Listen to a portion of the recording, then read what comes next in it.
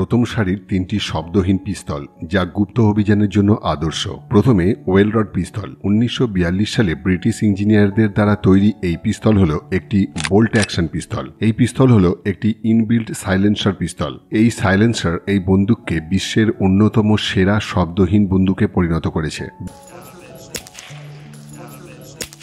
দ্বিতীয় বিশ্বযুদ্ধের সময় ব্রিটিশ সিক্রেট সার্ভিসের স্পেশাল অপারেশন এক্সিকিউটিভদের প্রিয় বন্দুক। এর পরের পিস্তল হাই স্ট্যান্ডার্ড HDM। এই বন্দুক আমেরিকার ফেডারেল এজেন্সির অফিস অফ স্ট্র্যাটেজিক সার্ভিস এজেন্টদের প্রিয় বন্দুক।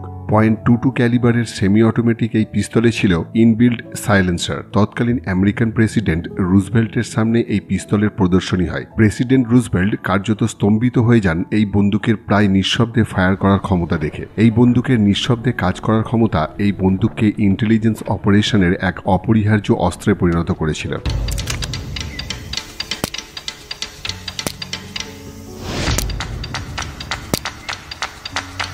শেষে রাশিয়ার তৈরি PSS সাইলেন্ট পিস্তল। অন্যান্য পিস্তলের মতো এই বন্দুকে নিঃশব্দে কাজ করার জন্য সাইলেন্সারের প্রয়োজন ছিল না। সেই জায়গায় এই বন্দুকে এক বিশেষ বুলেট ব্যবহার করা হতো, যা ফায়ার করার পর সৃষ্ট গ্যাস বুলেটের ভেতরেই থেকে যেত এক বিশেষ গ্যাস সিলিং সিস্টেমের মাধ্যমে, যার ফলে শব্দের সৃষ্টি হতো না। এই অভূতপূর্ব ইঞ্জিনিয়ারিং এই বন্দুককে কোনো রকম অতিরিক্ত অ্যাটাচমেন্ট ব্যবহার না করেই শব্দহীন যন্ত্রে পরিণত করেছিল, যদিও এই বন্দুকের ব্যবহার আজ খুবই সীমিত।